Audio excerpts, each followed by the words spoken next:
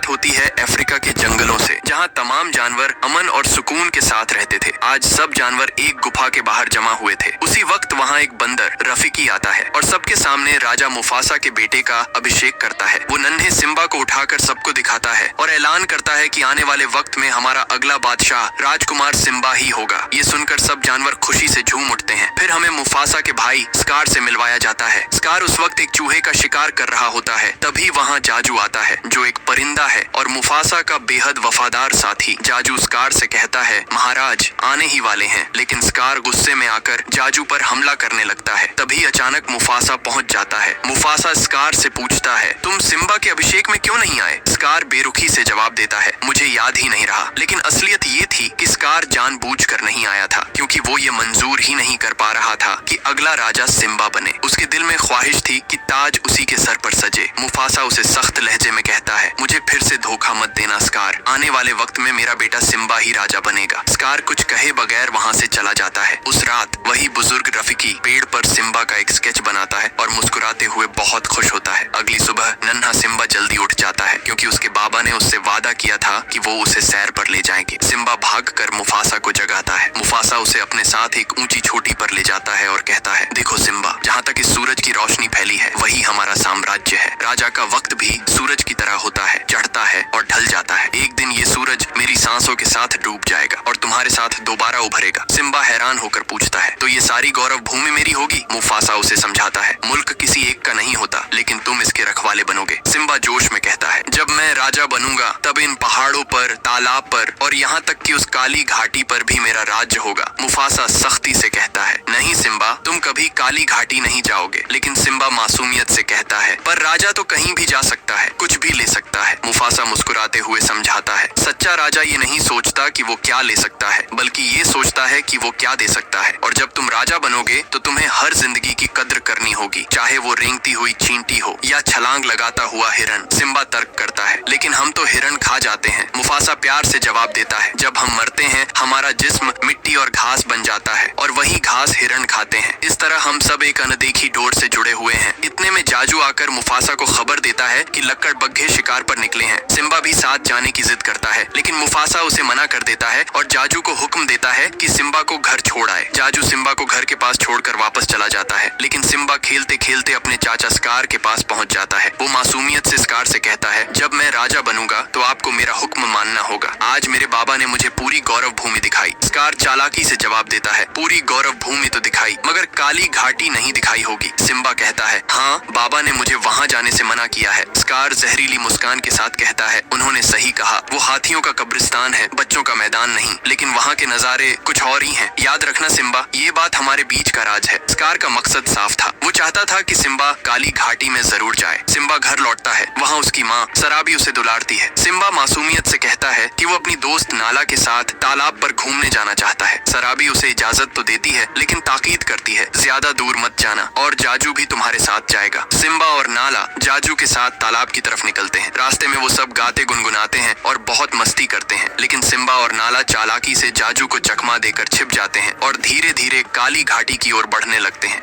काली घाटी में हर तरफ हड्डियां पड़ी हुई थी। चारों ओर सूना सन्नाटा और भयानक शांति थी। नाला घबराकर सिम्बा से कहती है, हम घर से बहुत दूर आ गए हैं, हमें वापस चलना चाहिए। सिम्बा उसकी बात नहीं सुनता और जिद करता है, हम काली घाटी में आ गए, अब हमें कोई भी बच्चा नहीं कहेगा। वे धीरे धीरे आगे बढ़ते हैं। चारों ओर से उबलता हुआ लावा दिखाई देता है। उन्हें ऐसी शहसियत होती है जैसे कोई उन्हें देख रहा हो, मगर सामने कुछ भी नजर नहीं आता। वे आगे बढ़ते रहते हैं। तभी लकड़बग्घे आकर उन्हें चारों ओर से घेर लेते हैं। माहौल घना हो जाता है। उनमें से लीडर शेनजी आगे आती है और बोली, आज हमारा किस्मत जाग उठा, क्योंकि आज हम एक राजकुमार को खाएंगे। सिम्बा पर उसकी बात असर नहीं करती। वह शेर की सूरत दिखाने की कोशिश में कहता है, तुम मुझे छू भी नहीं सकती, क्योंकि मैं होने वाला राजकुमार हूँ। शेनजी ठहाका मारकर बोली, मुफासा का हम पर राज नहीं चलता। और फिर वे उन पर टूट पड़ते हैं। तभी जाजू उड़ता हुआ आ पहुँचता है और चिल्लाकर कहता है, इन्हें जाने दो, इनसे बहुत बड़ी गलती हो गई, और अगर तुमने इन्हें मारा तो महाराज तुम्हारी लाशें बिछा देंगे। शेनजी बौखलाई नहीं, वो कहती है, लक्कड़बग्घों और शेरों की जंग तो हमेशा से चलती आ रही है, इसीलिए आज हम मुफासा के वंश को ही खत्म कर देंगे। और हमला तेज हो जाता है। जाजू बहादुरी से झपटता उठाता है और बच्चों को भागने का इशारा करता है। सिम्बा और नाला चिल्लाते चिल्लाते एक छोटी सी सुरंग में कूद जाते हैं। लकड़बग्गे उन्हें दाड़ते हुए सुरंग के मुंह पर घूमते रहते हैं। सिम्बा और नाला सुरंग के भीतर रेंगते घिसटते हुए आगे निकलते हैं और हिम्मत करके सुरंग से बाहर आते हैं, पर बाहर भी सारे लकड़बग्गे फिर से उन्हें घेर लेते हैं। तभी मुफासा धमाकेदार अंदाज में पहुंचता है और उन सभी पर टूट पड़ता है। लकड़बग्गे डर के मारे पीछे हट जाते हैं। मुफासा शेंजी से कहता है, आज के बाद मेरे बेटे की तरफ आंख उठाकर देखा तो मुझसे बुरा कोई नहीं होगा। शेंजी गुहार लगाती है, हमसे गलती हो गई महाराज, हमें माफ कर दो। मुफासा उन्हें आखिरी चेतावनी देता है, फिर अपने बच्चों के साथ वहाँ से चला जाता है। वह उन्हें एक सुरक्षित जगह पर ले जाकर रोकता है, फिर जाजू को हुक्म देता है, नाला को घर ले जाओ। जाजू कहता है, सिम्बा को ज्यादा मत डांटना। मुफासा जवाब देता है, बच्चों को सबक सिखाना भी तो बाप का फर्ज है। जाजू नाला को साथ लेकर चला जाता है। सिम्बा अपने पिता के पास लौटता है। मुफासा उससे कसकर कहता है, तुमने जानबूझकर मेरी बात नहीं मानी, तुम्हारी जान जा सकती थी और उससे भी बड़ी गलती की, तुमने नाला को खतरे में डाला। तुम्हें अंदाजा भी है कि ये कितना गलत था, तुमने गौरव भूमि का भविष्य दांव पर लगा दिया। सिम्बा शर्मिंदा होते हुए कहता है, मैं आपको दिखाना चाहता था कि मैं भी आपकी तरह बहादुर हूँ। मुफासा धीरे से समझाता है, बहादुरी दिखाने की चीज नहीं होती बेटे, बहादुर जब बनो जब जरूरत हो। सिम्बा टोकता है, आप तो किसी से नहीं डरते। मुफासा बताता है, आज मैं डर गया था, मुझे लगा था कि मैं तुम्हें खो दूंगा। सिम्बा को अपनी गलती का एहसास होता है। दोनों एक पल के लिए चुप होकर मुस्कुरा देते हैं, फिर मस्ती खुशी में हंसते खेलते बातें करने लगते हैं। सिम्बा अपने पिता से कहता है, हम दोस्त थे और हम हमेशा साथ रहेंगे। तो मुफासा कहता है, मेरे पिताजी मुझे हमेशा एक बात कहा करते थे कि आसमान के सितारों से हमारे पूर्वज हमें देख रहे हैं और अगर तुम कभी खुद को अकेला पाओ तो एक बात याद रखना कि वो हमेशा हमारे साथ रहते हैं, हमें सही रास्ता दिखाने के लिए। सिम्बा कहता है, मुझे तो कुछ नहीं दिख रहा। मुफासा हौले से कहता है, बस देखते रहो।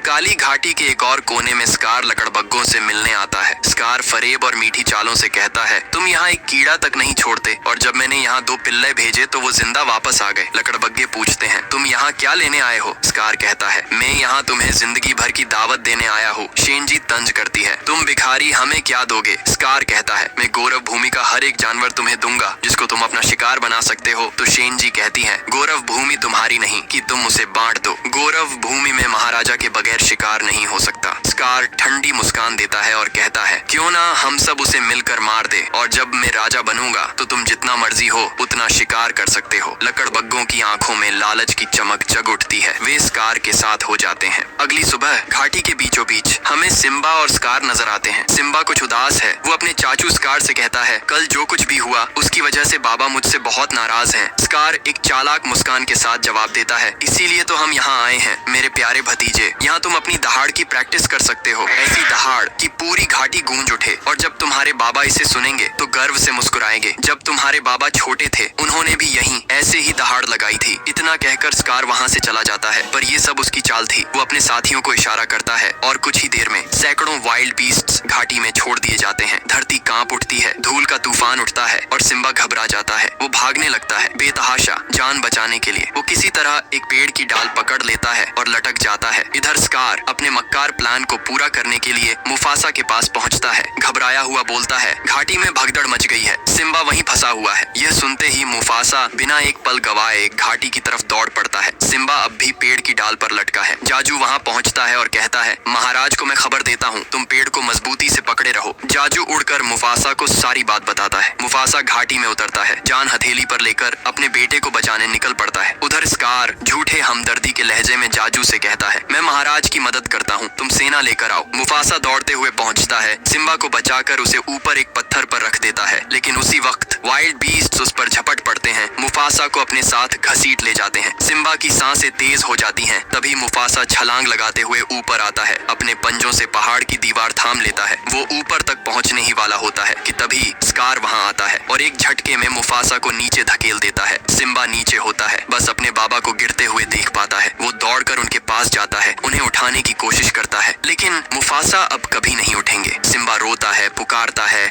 मदद के लिए चिल्लाता है, पर कोई जवाब नहीं। थका हुआ टूट चुका सिम्बा अपने बाबा की गोद में ही सो जाता है। कुछ पल बाद स्कार वहां आता है, चेहरे पर बनावटी दुख, आवाज में झूठी हमदर्दी। ये तुमने क्या किया सिम्बा? तुम्हारी वजह से महाराज अब इस दुनिया में नहीं रहे। तुम्हारे बाबा को तुमसे कितनी उम्मीदें थीं, कितने प्यार से उन्होंने तुम्हें पाला था और तुमने उन्हें ये सिला दिया। सिम्बा कांपती आवाज में कहता है, मुझे नहीं पता था ऐसा हो जाएगा। स्कार झूठी चाल चलते हुए कहता है, तुम्हारी माँ क्या सोचेगी कि उसके बेटे ने ही अपने बाबा की जान ले ली? भागो सिम्बा, भाग जाओ और कभी लौट कर मत आना। सिम्बा भागता है जंगल की ओर, लेकिन स्कार अपने लकड़बग्गों को हुक्म देता है, उसे मार दो। लकड़बग्गे उसके पीछे पड़ जाते हैं। सिम्बा पहाड़ी पर चढ़ता है, रास्ता खत्म हो जाता है, वो फिसल कर नीचे गिर जाता है। लकड़बग्गों को लगता है कि सिम्बा मर गया और वो लौट जाते हैं, लेकिन सिम्बा जिंदा होता है, टूटा हुआ, अकेला। धीरे धीरे आगे बढ़ता हुआ वो गौरव भूमि को छोड़ देता है। उधर स्कार लौटता है, सबके सामने झूठ बोलते हुए कहता है मुफासा और सिम्बा अब इस दुनिया में नहीं रहे। वो दिखावटी अफसोस जताता है, काश मैं वक्त पर पहुंच पाता तो शायद अपने भाई की जान बचा लेता। फिर वह खुद को गौरव भूमि का नया राजा घोषित करता है और अपने लकड़बग्गों के झुंड को भी वहां बुला लेता है। दूर पहाड़ी पर रफीकी और जाजू ये सब देख रहे होते हैं। उनकी आंखों में उदासी है, उन्हें भी लगता है कि सिम्बा अब इस दुनिया में नहीं रहा।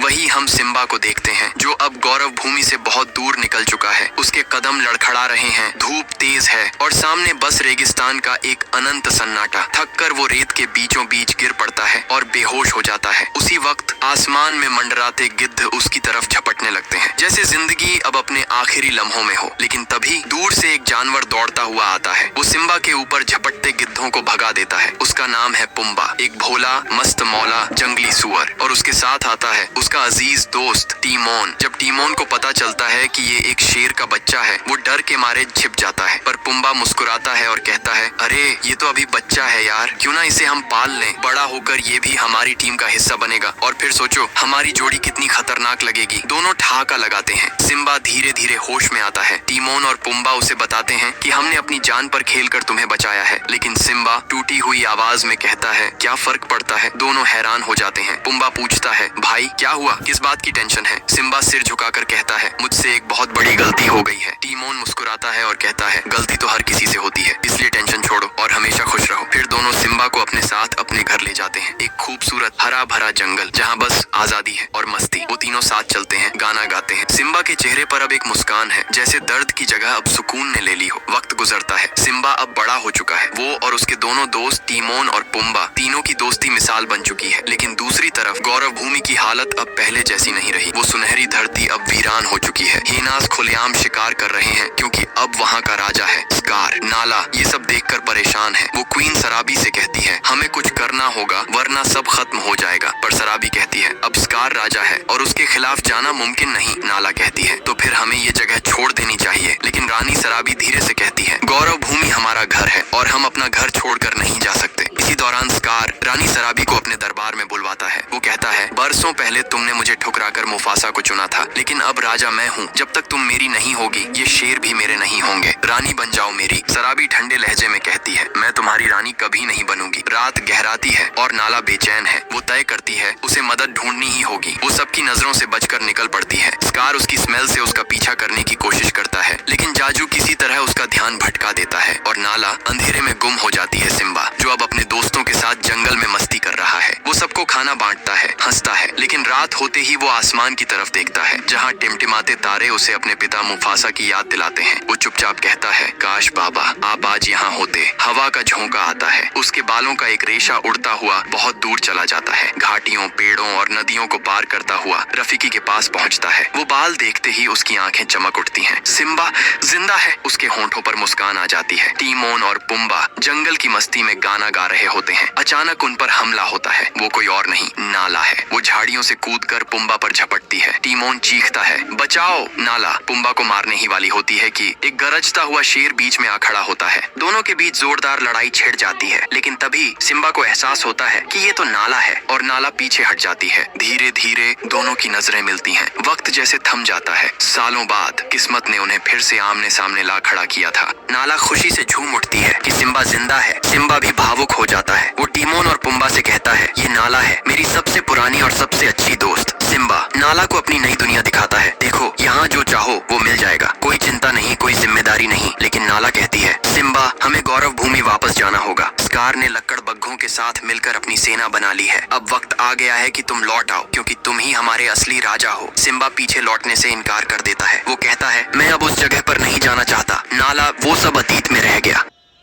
नाला उसे समझाने की कोशिश करती है मगर वो नहीं मानता। फिर भी सिम्बा उसे घुमाने ले जाता है। नाला उस जगह की खूबसूरती में खो जाती है। सिम्बा और नाला हंसी मजाक करने लगते हैं और धीरे धीरे एक दूसरे के करीब आने लगते हैं। नाला पूछती है, अगर तुम जिंदा थे तो इतने सालों से वापस क्यों नहीं आए? हमें तुम्हारी सख्त जरूरत थी। सिम्बा उदास नजर से जवाब देता है, सब ठीक ही तो है, किसी को मेरी जरूरत नहीं। नाला कहती है, तुम राजा हो सिम्बा, और स्कार ने गौरव भूमि को तबाह कर दिया है। वहाँ ना खाना बचा है, ना पानी, और तुम्हारी माँ तक मुश्किल में है। सिम्बा सिर झुकाकर कहता है, मैं कुछ नहीं कर सकता, जिंदगी में बुरा होना तो तय है। नाला आहत होकर जवाब देती है, मैं यहाँ मदद मांगने आई थी, पर ये मेरी सबसे बड़ी गलती थी। अब मैं जा रही हूँ। और वो वहाँ से चली जाती है। सिम्बा गहराई से उदास हो जाता है। नाला की बातें उसके दिल में उतर जाती हैं। तभी रफीकी, वो बूढ़ा मंकी, सिम्बा को ढूंढते हुए वहाँ पहुँचता है। सिम्बा उसे देखकर कहता है, तुम कौन हो? रफीकी मुस्कुराता है, मैं वो हूँ जो तुम्हें बचपन से जानता है। तुम मेरी गोद में खेले थे। और सुनो, मुफासा अब भी जिंदा है, चलो मैं तुम्हें उनसे मिलवाता हूँ। रफीकी उसे एक शांत तालाब के पास ले जाता है। पानी में देखो, ध्यान से देखो, तुम्हारे बाबा वहीं हैं। सिम्बा पानी में अपनी परछाई देखता है और तभी आसमान में गरज उठती है मुफासा की आवाज, सिम्बा, इस जिंदगी की डोर में अपना सिरा ढूंढो, याद रखो तुम कौन हो, एक सच्चे राजा। सिम्बा की आंखों में आंसू आ गए। मैं आप जैसा कभी नहीं बन सकता बाबा, मुफासा जवाब देता है। जब मैं राजा था, मेरे लिए सबसे बड़ा गौरव था कि तुम मेरे बेटे हो। मैं हमेशा तुम्हारे साथ था और हमेशा रहूंगा। बस याद रखना तुम कौन हो। सुबह का उजाला फैलता है। रफीकी फिर पूछता है, तो बताओ सिम्बा, तुम कौन हो? सिम्बा गहरी सांस लेता है, मैं हूँ सिम्बा, मुफासा का बेटा। वो दहाड़ मारता है, एक सच्चे राजा की तरह। सिम्बा दौड़ता हुआ नाला के पास पहुँचता है। नाला उसे देखकर खुशी से झूम उठती है। दोनों साथ साथ गौरव भूमि की तरफ दौड़ पड़ते हैं। वहाँ पहुंचकर सिम्बा देखता है, धरती सूख चुकी है, हर तरफ तबाही है। नाला पूछती है, अब तुम क्या करोगे? सिम्बा जवाब देता है, मेरे बाबा ने कहा था, सूरज की रोशनी जहाँ तक जाती है वहाँ तक मेरा राज और मेरी जिम्मेदारी है। अगर मैं नहीं लड़ूंगा तो कौन लड़ेगा? जाजू भी वहाँ आ जाता है। सिम्बा को जिंदा देखकर वो खुशी से भर उठता है। टीमोन और पुम्बा भी पहुँचते हैं। जाजू कहता है, महाराज, हम मरते दम तक तुम्हारे साथ हैं। स्कार इस वक्त शराबी से झगड़ रहा होता है। सिम्बा आगे बढ़ता है और गरजते हुए कहता है, दूर रहो मेरी माँ से। स्कार पलट कर देखता है और डर से उसकी आंखें फैल जाती हैं।